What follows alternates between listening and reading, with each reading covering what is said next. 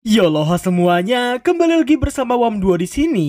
Gimana kabar kalian semua hari ini?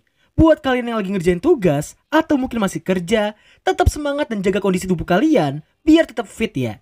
Dan buat yang masih pengangguran, silakan cek loker biar nggak jadi bahan gosipnya tetangga kalian. By the way juga gua ada satu kabar baik buat kalian semua. Setelah gua konsultasi ke kucing gua yang namanya Icem, gua memutuskan buat mengedotensei channel WAM Isekai di winter 2024 nanti. Gimana jadwalnya dan gimana ngatur waktunya, silakan kalian tonton video ini sampai akhir. Tapi sebelum itu, kayak biasanya guys, tolong di-push dulu tombol subrek, like, dan aktifin lonceng notifikasi di bawah biar gue bisa lebih semangat lagi dalam menghibur kalian semua. Oke, tanpa berlama-lama lagi, inilah dia Shadow Garden season kedua episode ke-11.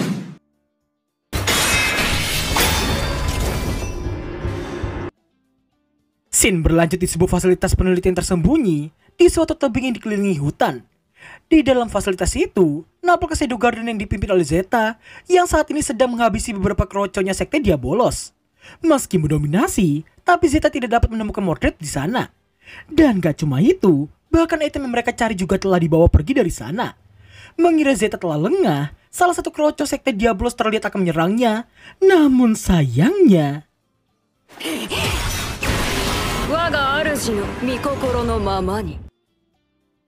Scene berpindah di istana keluarga Oriana. Nampaklah Epsilon yang sedang menunjukkan performanya di hadapan para tamu. Sementara itu, Sido terlihat sedang merekap apa yang dikatakan oleh Rose sebelumnya. Demi bisa melepaskan belenggu yang mengekang Rose, dirinya memutuskan untuk menyelamatkan emaknya dari genggaman Doomketsu Hut.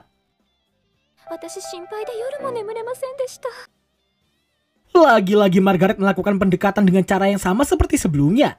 Bedanya di sini, kalau sebelumnya Sido masih mampu melepaskan diri menggunakan teknik anti godaan, tapi kini teknik itu nggak guna sama sekali.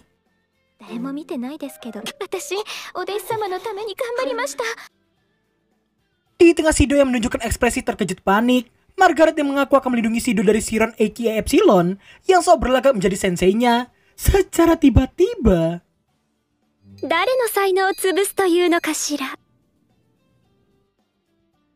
Sido akhirnya dihadapkan oleh sebuah dilema drama peradu mekanikan antara dua cewek yang sama-sama tergila-gila dengannya.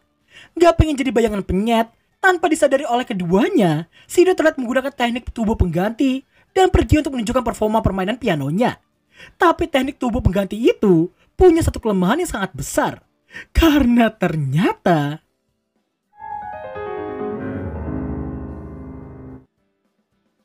ya, bermodalkan dasi dan boxer gocengan bekas, Sido masih mampu membuat para tamu di sana terpukau dengan permainannya. Setelah itu, Sido mengaku penasaran dengan legenda Mawar Hitam dan merasa ingin melihatnya secara langsung.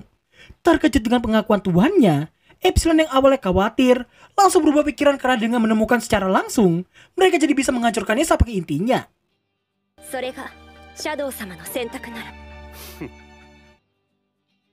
Demi mendapatkan sejumlah informasi dan mengatur skema penyelamatan emaknya Rose, akan tetapi Sido malah mendapati satu momen yang dirasakan mengguncang mental jiwa dan raganya Rose.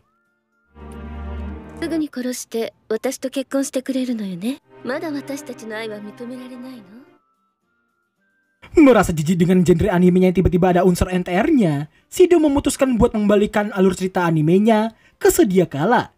Yang mana dirinya berniat untuk membuat Rose mengetahui tentang perselingkuhan emaknya dan juga Doomketsu Hut. Dan benar aja, tepat setelah Margaret mengantarkan secangkir teh dengan ketusnya, dan Rose yang merasa Margaret takkan pernah menunjukkan senyumannya lagi padanya, angin berhembus dan membuat Rose berjalan mendekati jendela di hadapannya.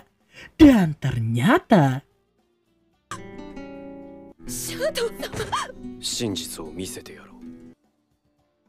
nah, di sini ini kita akan diperlihatkan salah satu hal yang paling gak bermoral, paling menjijikan, dan yang paling harus kalian hindari sepanjang hidup kalian. Ya, emaknya Rose terlihat lagi berhasil oleh dengan Doomketsu Hut, dan tanpa mereka sadari momen menggelikan itu sedang disaksikan dengan mata kepala Rose sendiri.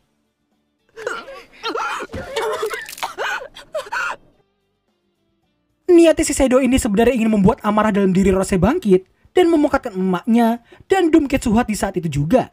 Tapi karena belum cukup mental dan belum bisa menerima kenyataan pahit di hadapannya, hal itu malah membuat Rose pingsan dalam seketika.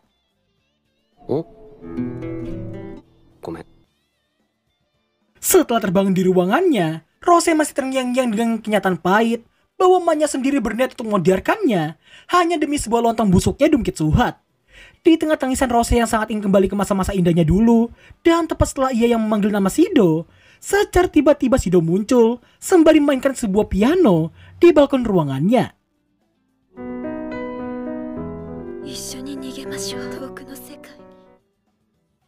Di tengah Shido yang terus melantunkan melodinya, Rose terlihat mengajaknya buat kawin lari bersamanya. Namun setelah Shido yang mengaku menyukai lagu yang sedang ia mainkan itu, setiap ucapan Shido malah terus disalahpahami oleh Rose bahwa hal berharga yang diucapkan oleh Shido adalah dirinya.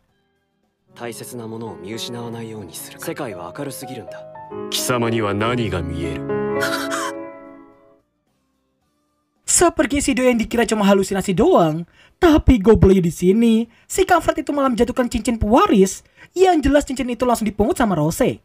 Dirinya terlihat memandangi cincin itu sembari menyebutkan nama Shido dan seperti telah menentukan jalan yang akan ia pilih ke depannya.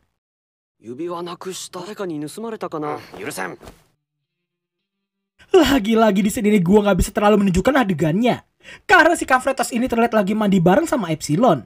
Selain Epsilon, terlihatlah Beta dan 559 yang lagi ngeteh bersama di dalam kamar. Shido kemudian memberitahukan bahwa ia telah menyerahkan kuncinya padanya. Dan gak lama lagi, dia pasti akan membunyikan lonceng pemberontakan. Mendengar hal itu, sontak Epsilon pun terkejut dan mewajarkan pantas aja mereka gak bisa menemukan kuncinya dimanapun.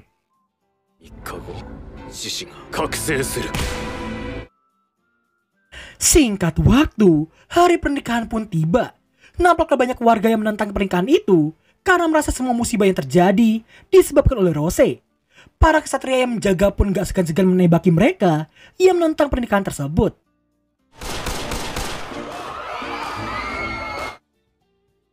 Scene berpindah di ruang ganti. Terlihat Doom Kitsuhat yang merasa bahagia karena hanya tinggal sebentar lagi semua keinginannya akan terwujud. Yang seperti yang telah gua duga sebelumnya nih ya, Doom Kitsuhat hanya memanfaatkan si nenek lampir alias emaknya Rose hanya untuk membuat sang raja menjadi bonekanya. Dan tujuan dari menikahi Rose rupanya hanyalah perintah dari Mordred yang memberitahukan bahwa cincin pewaris bisa dipindah ke pemilikannya dengan cara menikahi Rose dan memasukkan darahnya ke dalam garis keturunan raja. Meski sangat jijik, tapi demi mendapatkan kursi Rounds, apapun akan ia lakukan.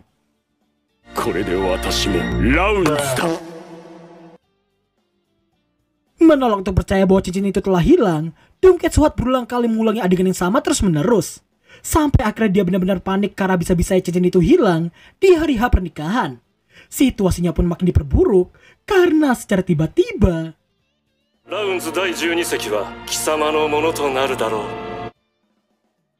mendengar hadiah yang sudah di depan matanya, jelas Doom Kitsuhat langsung keringat dingin dalam seketika.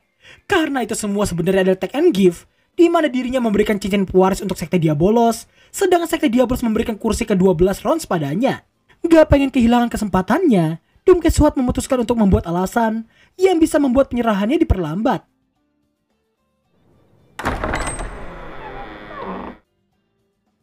Singkat cerita, setelah Rose berdiri di sebelah Doom Kitsuhat yang masih mencari-cari di mana cincin itu berada, suara piano secara tiba-tiba berbunyi, menghiasi seluruh ruangan pernikahan di sana. Dan ternyata, yang memainkan piano itu nggak lain adalah si somplak ini, yang melakukan improvisasi supaya panggung sandiwaranya nanti bisa jauh lebih sempurna.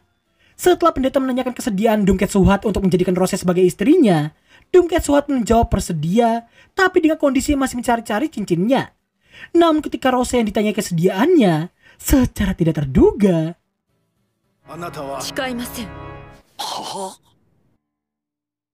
singkat waktu setelah memperdebatkan soal bukti, para tamu di sana terlihat mulai terheran-heran dengan semua situasi yang ada.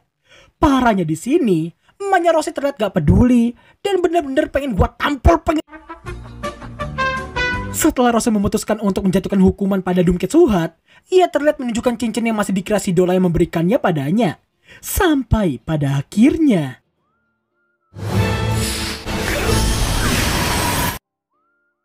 bersama dengan terlepasnya semua segel di dalam kunci itu, nampaklah layar proyeksi yang muncul secara tiba-tiba, di mana ternyata cincin pewaris itu bisa digunakan sebagai alat perekam. Nampaklah mendiang Raja Oriana yang membeberkan tentang dirinya yang merasa kesadarannya telah terkikis oleh seseorang. Dan semua pengakuan mendiang raja terlihat disaksikan oleh seluruh warga negeri Oriana. Dirinya juga memberitahukan kecurigaan tentang seseorang itu yang gak lain adalah Doomcat Suhat. Yang bahkan beliau juga mengetahui bahwa ada organisasi kuat yang menyokong Doomcat Suhat dari belakang. Sementara itu, terlihat faksi Doomcat Suhat yang diam-diam merencanakan sesuatu supaya tidak ikut dicurigai. Sampai di penghujung rekaman itu, mendiang Raja Oriana meminta kepada semua orang untuk mempercayai satu-satunya orang yang paling ia percaya. Rose, aishiteiru. Setelah rekaman itu berakhir, hanya keheninganlah yang menghiasi ruang pernikahan di sana. Akan tetapi, di saat Doomcat Suhat yang hendak membantah semua rekaman tadi, dirinya harus dibuat terpukul ketika semua faksi yang dulu mengikutinya untuk mendapatkan sejumlah keuntungan, kini malah berbalik menyerangnya dengan menyebut Doomcat Suhat adalah seorang pengkhianat.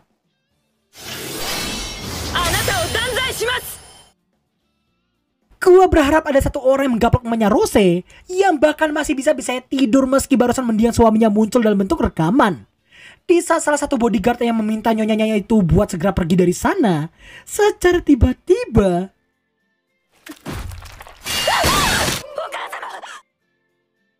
rupanya Mordred dari tadi ada di sana, menyaksikan semua situasi di balik bayang-bayang pendeta yang ternyata adalah sebuah boneka. Meski dia penjahat sekalipun, tapi gua mau ngacungin jempol buat dia. Setelah mengenalkan diri Mordred yang merasa semua persiapan telah beres, dirinya terlihat menggunakan artefak yang dicari-cari oleh Zeta di awal scene tadi untuk mengaktifkan fungsi sebenarnya dari cincin pewaris yang sedang dipakai oleh Rose.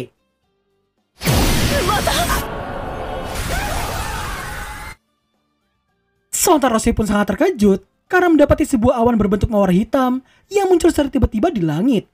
Mordred pun memberitahukan bahwa itulah wujud asli dari legenda yang dulu pernah memusnahkan 100.000 tentara Vegalta dalam satu malam.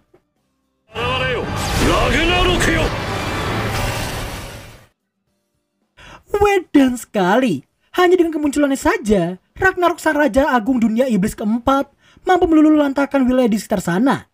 Mordred pun sangat bahagia karena sebentar lagi pesta pembantaian akan segera dimulai.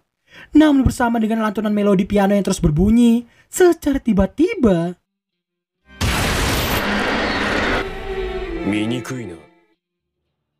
dan berakhirlah alur cerita anime Shadow Garden season kedua episode ke-11. Wah, satu episode lagi coy. Jujur aja gue gak sabar ngeliat adu mekaniknya Lord Shadow ngelawan naga legendaris Ragnarok. Gue aslinya pengen banget spoiler sih ya, tapi jangan. Gue pengen kalian nonton episode terakhirnya di minggu depan nanti. Jadi mending kita sabar nunggu panggung akhirnya Shadow sama di musim kedua ini. So, mari kita bahas tentang jadwal dan pengaturan waktu channel gua nanti. Pertama, karena gua udah menyerahkan kerjaan gua di Isekai ke Lord Kazuma si pencuri semfak, gua jadi bisa fokus ke YouTube lagi. Kedua, Wami Isekai bisa gua bangkitin, tapi nggak bisa upload setiap hari. Dan ya mari gua jelasin ke kalian. Jadi, di bulan Januari nanti gua rencananya bakal fokus 90% ke YouTube lagi. Yang mana itu artinya gue bisa upload setiap hari kalau memungkinkan. Gue aslinya udah buat schedule buat winter sih ya, tapi gue gak mau spill dulu ke kalian cuy. Jadi gini, ada beberapa hari di satu minggu nanti yang mengharuskan gue mengupload 2 judul anime. Nah, daripada akses gue numpuk.